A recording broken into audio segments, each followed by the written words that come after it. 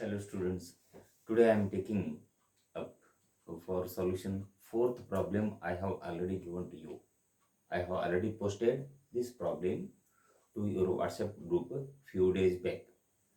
Third problem has already been solved by me, discussed by me and uploaded on the YouTube channel, and the same link has been posted to your WhatsApp group. Today I am taking up fourth problem for solution here. In this problem there are five departments. Out of five departments, three departments A, B, C are production departments, and X and Y are service departments. Lecture particulars are recorded by me here in this corner in brief. Class is TY subject is costing, and topic is, that is chapter is overheads. Problem number is 4, solution is 1. The solution has been divided into two parts. First part is being given by me, is being discussed with me at present. As I have told you, there are five departments A, B, C. First three departments A, B, C are production departments, and X and Y are service departments. Let me go one by one. Here in the problem there are two parts. One is particulars of overheads, and second one is what you call certain bases are given.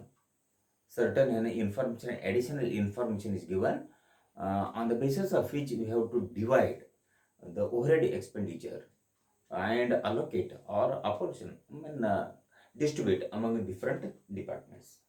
First of all, let me take, here is a direct wages.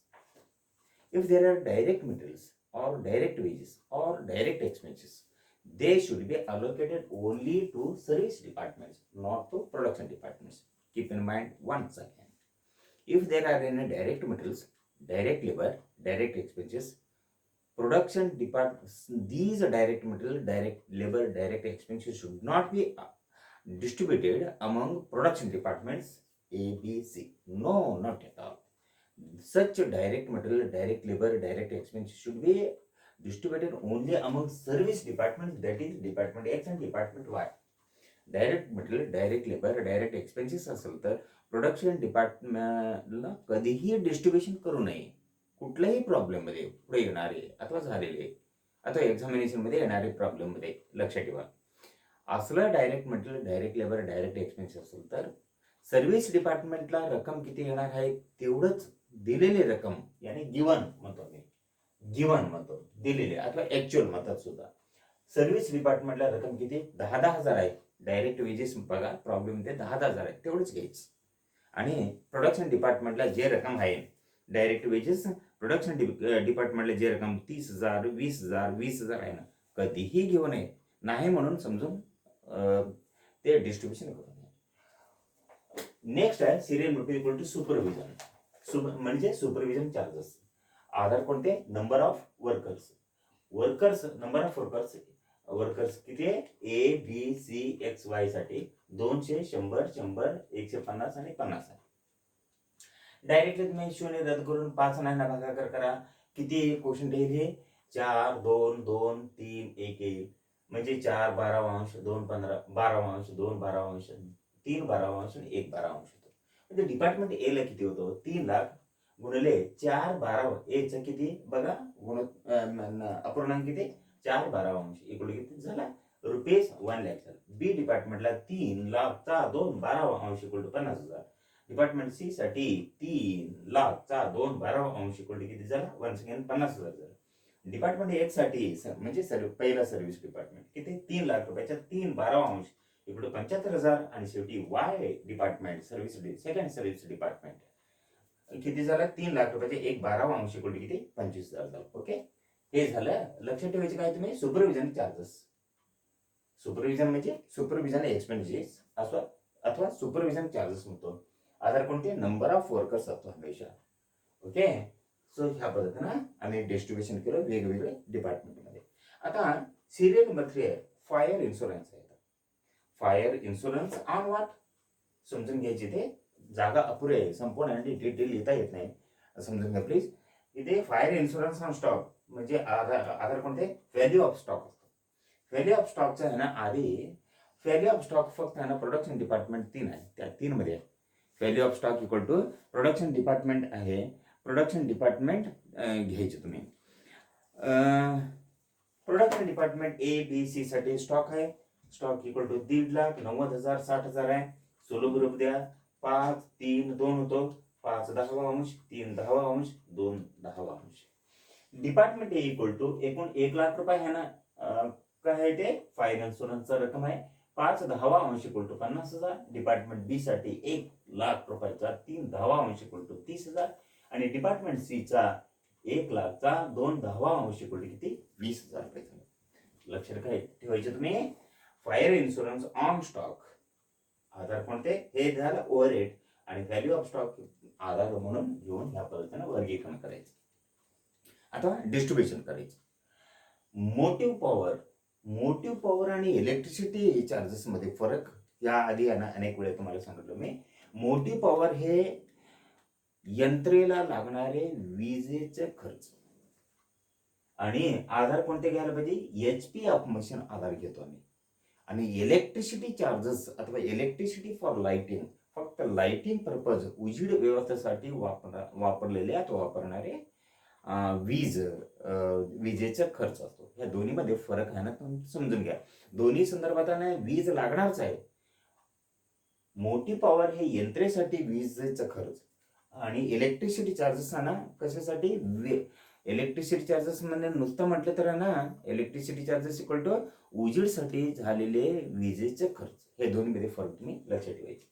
मोठी power equal to HP equal to फक्त आहे ना production department मध्ये तेवढंच आहे ते सुद्धा मोठी पॉवर. कारण सांगतो मशीन आहे ना प्रोडक्शन डिपार्टमेंट साठी वापरलेलं म्हणजे समजू आम्ही. HP इक्वल टू किती A 80 HP आहे. B equal to 50 HP. HP म्हणजे हॉर्स पॉवर अशी शक्ती म्हणतात. इंजिनचं कॅपॅसिटी अथवा ना इंजिनचं कॅपॅसिटी त्या मशीनचं कॅपॅसिटी म्हणायचं. तो 8 15 अंश 5 15 अंश 2 15 अंश सोलो ग्रुप दिल्यानंतर तुम्ही करू शकता.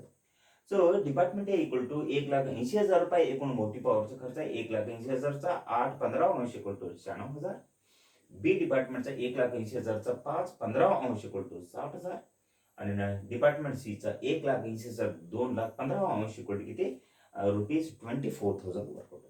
नेक्स्ट आता इलेक्ट्रिक लाइटिंग म्हणतात. विजेचा उजेड व्यवस्था वीजद्वारे असलेली उजेड व्यवस्था म्हणजे जवळचे अर्थ लावायचे असतात.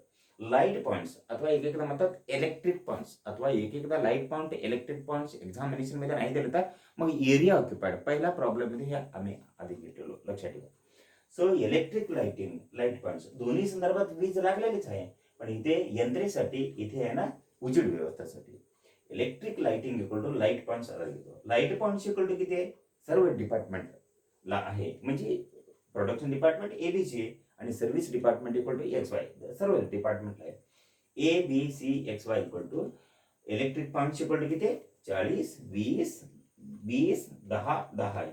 मग सोलो ग्रुप दिल्यानंतर 4 2 2 1 1 घेतो. कारण सांगतो इथे 1 1 0 येणार रद्द करेल.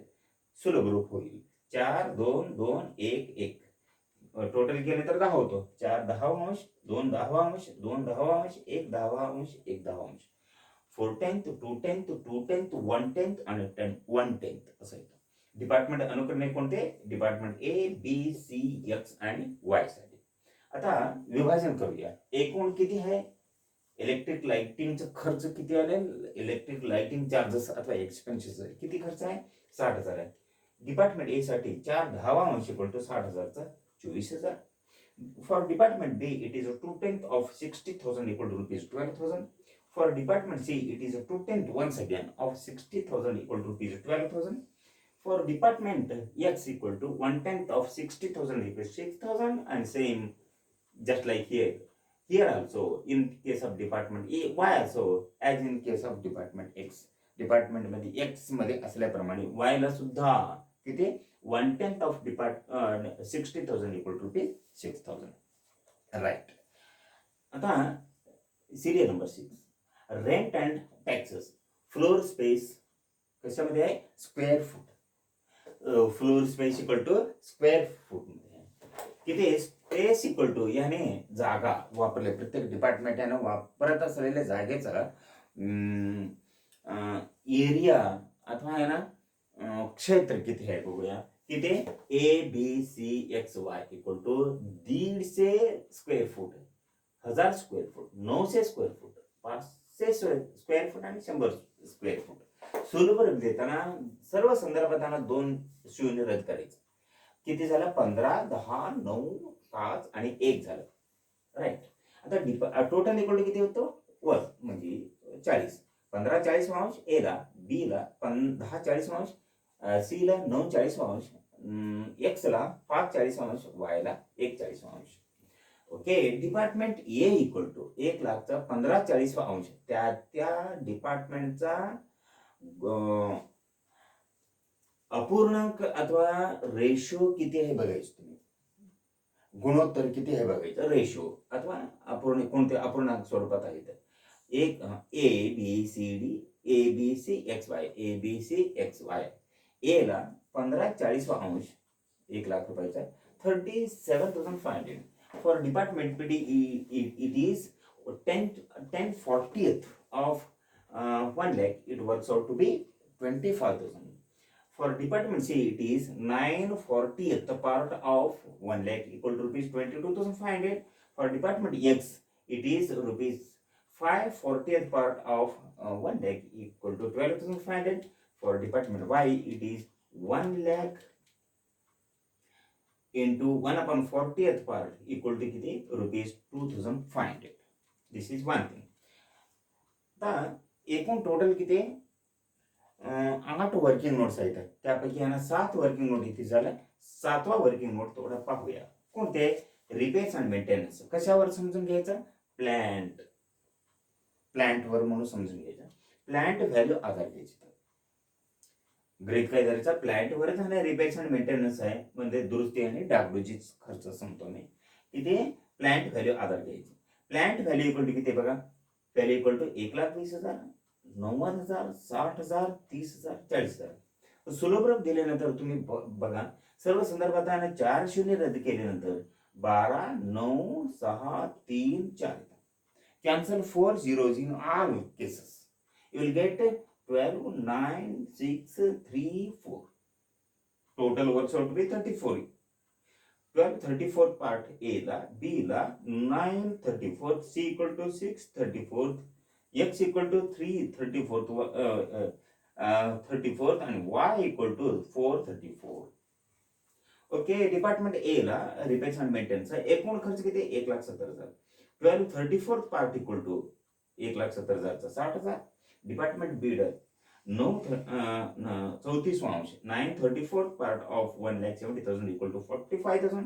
डिपार्टमेंट सी साठी 6 34th part of 1,70,000 equal to ₹30,000. Department Y X साठी म्हणजे सर्व्हिस डिपार्टमेंट पहिला म्हणतो आम्ही equal to 3 34th part of 1,70,000 equal to 15,000. आणि डिपार्टमेंट वाय साठी 4 34th part of 1,70,000 equal to ₹20,000. हे झालं एकूण 8 वर्किंग नोट साठी पैकी 7 वर्किंग नोट पूर्ण झालं. 7 वर्किंग नोट पूर्ण झालं. Next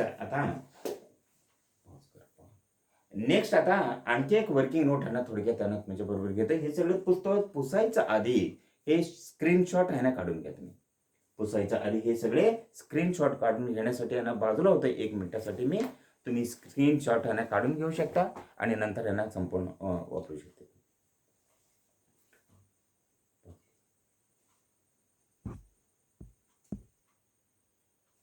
Students, in this first part, let me complete the remaining 8th working note. The working note is related to depreciation on plant. For the distribution of this depreciation on plant among different departments, all 5 departments, we have to take into account value of plant as base. Value of plants of different departments as base for distribution of this overhead, that is a depreciation on plant. Value of plant for department A, B, C, X, Y are 1,20,000, 90,000, 60,000, 30,000 and 40,000. Cancel 4 zeros in all respects. You will get 12, 9, 6, 3, 4. That is final simplification. सुलभ रूपचं आहे ना सेव्ट आहे, ह्यापेक्षा सुलभ रूप देऊ शकत नाही. टोटल इक्वल टू किती झालं? 12 plus 9 plus 6 plus 3 plus 4 equal to total 34 work out होतो. म्हणजे डिपार्टमेंट ए साठी 1234, डिपार्टमेंट बी साठी 934, for department C it is 634 and for department X it is 34 and department Y साठी आहे किती? 434. ए डिपार्टमेंट साठी अलोकेशन करा. टोटल किती आहे? डेप्रिसिएशन आणि प्लांट इक्वल टू 85,000 आहे. हे 1234 पार्ट घ्या. 85,000चं किती? 30,000 झालं. बी डिपार्टमेंट साठी 934 पार्ट ऑफ 85,000 इक्वल टू किती? 22,500. For department C it is 634 part of 85,000 equal to rupees 15,000. For department Y, it is rupees 85,000 amounts. 334 part equal to rupees 7,500. For department Y equal to 434 part of 85,000 equal to rupees 10,000. So in this way, we have distributed all the overheads among different departments on different basis. This is completion of the first part of the solution. In the second part of the solution, which requires 10 to 12 minutes only, I will prepare what we call statement of primary distribution of overheads. It will be continued in the second part of the solution of problem. So you have to take down all these particulars here. So we will continue in the second part of the solution for completion of the solution of this particular problem. So till then, let me meet again for solution.